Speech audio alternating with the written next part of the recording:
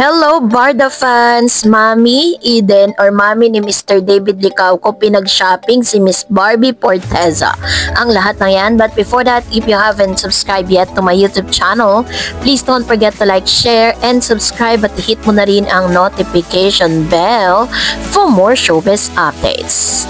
Bago tayo of course magpatuloy sa ating updates for today's video, nais ko pong pasalamatan kayo for always watching and trusting this channel. Thank you so much sa inyo pong laging panonood at palaging pagpili dito po sa ating channel. Maraming salamat po. And for today's video, let's talk about Miss Barbie and David Licauco. Si Barbie Forteza po ay sinasabing umpisa na ang labanan ng kagandahan, kung saan ay busy po si Miss Barbie sa pagpopromote ng kanyang pinakabagong serye na mapapanood po sa View, no? Kasama po ang ilan sa mga malalaking aktres katulad ni Miss Kaylin Alcantara, Rupa Gutierrez at ilan sa mga Korean actor, no? And of course si Mr. David Licauco ay namataan din po sa Imus, kung saan meron po siyang isang event na siya po ang special guest. At ganun po kabisi, no, si Barbie at si Mr. David Licauco. Pero magkahiwalay man ang ganap nilang dalawa, trending at pinag-uusapan ng ilan sa mga video clips na nagkalat ngayon sa social media, sa Twitter, sa Facebook at sa lahat ng platform, kung saan ay inuugnay nila ang isang video clip na namataan itong si Mami Eden na siya po ay nagsha-shopping sa Uniqlo, sa nasa shop siya ng Uniqlo.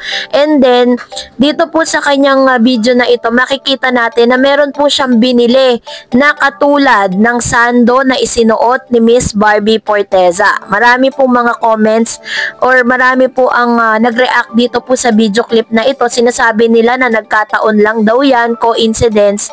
Pero base naman po sa video, sa sa sarili nating pananaw, ito po ay regalo nitong mami ni Mr. David Licauco towards Miss Barbie. Ang maganda kay Barbie, isinuot niya talaga agad, ano? And then bago pa po lumabas tong video clip na ito, sinuot na ni Barbie Forteza yan, which means na talagang sinasadya niya talagang ipakita sa publiko na special talaga ang treatment sa kanya ni Mami Eden. Ito po ay malayo dun po sa mga sinasabi ng mga critics na hindi raw gusto ng pamilya ni David Licauco si Barbie dahil mga po sila, may dugo silang Chinese, na ang mga Chinese mas gusto daw nila yung kapwa nila Chinese. Pero pinakita ni Mami Eden at pinanindigan niya na hindi po totoo yung mga nagkalat na balita na yun. Isa sa mga nagkakalat nun si Miss Christy Permine, sinabi niya po yun sa kanyang channel. Ito po yung isa sa mga ebidensya na makapagpapatunay na talagang suportado ng pamilya ni Barbie, ni Mr. David Licauco, si Barbie at saka si David. Diba sa isang pong guesting na ginawa po ni Mami Eden, panay ang banggit niya kay Barbie Forteza. Pinapakita niya dito na talagang like at super like niya ang isang Barbie Forteza para sa kanyang anak. Kasi nga naman, diba, kung tutuusin, napakalaki ng ambag ni Barbie Forteza sa karera ni Mr. David Licauco. Kung hindi nyo po na itatanong, nakilala lang todo at nabigyan ng maraming mga endorsement at marami pong mga proyekto si Mr. David Licauco nung naipartner siya dito kay Miss Barbie, diba? Nagsimula po sila sa Maria Clara at Ibarra at pagkatapos nun ay sunod-sunod na nga po yung kanilang mga proyekto. Ang makakatuwa lang kay Mami Eden, maaaring itong ganong kulay yung binili niya kasi marami po sa mga photos and videos ni Miss Barbie Forteza na talagang lumilitaw yung sobrang kaputian nito pag ganun yung suot niya. Nakita naman natin super bagay dito po kay Miss Barbie yung binili ng mami ni Mr. David Licauco sa kanya. Kaya naman sobrang happy ng mga Barda fans nung makita yung mga videos na to kasi talagang mararamdaman naman talaga natin na yung yung video na yon o yung damit na yon na Uniqlo ay ibinigay talaga kay Miss Barbie. Kung tutuusin, wala naman talagang masama, 'di ba? Pero masarap lang sa puso ng mga Barda fans sa makita na mismong nanay pa ni Mr. David Licauco ang nagre-regalo para dito kay Miss Barbie Forteza. It only means na talagang parang si Mami Eden pa yun ang liligaw dito kay Miss Barbie para sa kanyang anak, 'di ba? So very happy na naman ang mga Barda fans sa mga paayudang ito. Naghahanap pa nga tayo ng iba pang mga evidence para naman hindi kumuda yung mga bashers ng Barda. And for that, narito naman ang ilan sa mga comments, reaction po ninyo patungkol naman sa ating latest updates. So magbabasa tayo ng mga comments ninyo sa comment section at magre-react tayo. Unahin po natin ang komento mula kay Miss Julie Banasihan. Sabi niya, sana si Barbie yung partner ni David sa susunod na song niya. Sabi ng isang vlogger, nung interview ni David kahapon, di daw napiga, parang name ni Barbie ang gusto nilang sagot ni David. Ayun. Alam niyo po kasi si David Licauco kasi sa mga interview mapapansin niyo, very sincere kasi siya eh.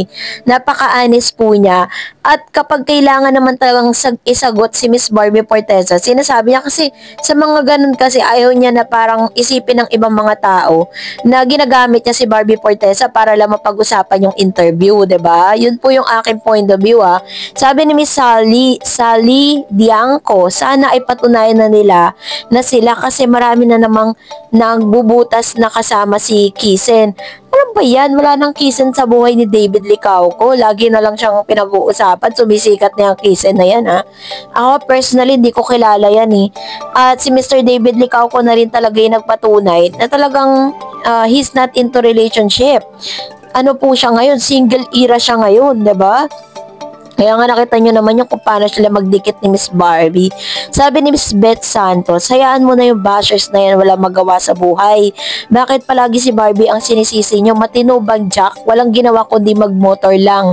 Magpasarap sa buhay. Buti nga wala na si Barbie dahil si B magaling humawak ng kinikita niya. Si Jack nga at wala ring naiipon or pondo man lang. Di kawawa si Barbie sa kanya. Ayun. So ito yung kanyang comments naman patungkol sa bagay na ito, which is tama naman, 'di ba? Kasi parang napansin din natin na mas marami talagang proyekto si Miss Barbie Forteza kaysa kay Jack Roberto during that time. At nung ito nga mga recent lang, 'di ba, meron siyang project sana sa It's Showtime kaso pinaalis siya dahil sa hindi kagandahang ginawa niya kay Miss Kim Chu. Sabi ni Miss Relioso Poto, thank you DF sa update sa Barda. Team, panatag tayo mga kabarda. Huwag tayong bibitiw hanggang dulo. God bless. And then sabi ni Miss Mir na kilala, mga bashers ng Barda, wala kayong magagawa. Tadhana ang gumawa sa Barda, jowa na ang Barda, right time lang aamin din sila. Alam niyo po sa mga nakikita kong mga ano nila, mga behind the scene nila, may something na kaso ayaw lang talaga nila ilabas. Siguro tumatiming pa sila. Pero wag din po natin masyadong pangunahan, 'di ba? Kasi mas maganda pa rin naturally na sila po mismo ang mag-splok niyan sa publiko. Mahirap naman na aasa tayo tapos 'di ba mas magandang sila na po mismo ang aamin. Sabi ni Miss Pamela Villarmino, hashtag Barda forever, hashtag Barda for real couple, hashtag soon Barda Mr. and Mrs. Licauco. Ayan. So, ito yung kanyang hashtag for today's video, no? So, tulad ng sinasabi ko sa inyo, hayaan natin sila umamin, wag natin silang pangunahan kung ano yung nararamdaman nila kasi mas maganda na yung friendship nila mas mapatibay muna bago sila pumasok sa serious relationship. Sabi po ni Miss Sally Diangco, sana ay magmahalan kayo ni David. Tadhana ang naglapit sa inyo. God bless. Ingatan ninyong isa't isa. Barda is forever. So, another one. Sabi pa ng isang viewer, Maria Sheila Beltran, Barda couple yarn. Thanks to you, Ma'am Darets. Thank you po. You're always welcome po. At salamat din po sa inyong pagdalaw at palagi po ninyong pinapanood yung ating mga updates. Thank you so much. And that's it for today. For more videos and updates, please don't forget to like and subscribe. And please don't forget to follow my Facebook page, Dar Eds TV. God bless everyone.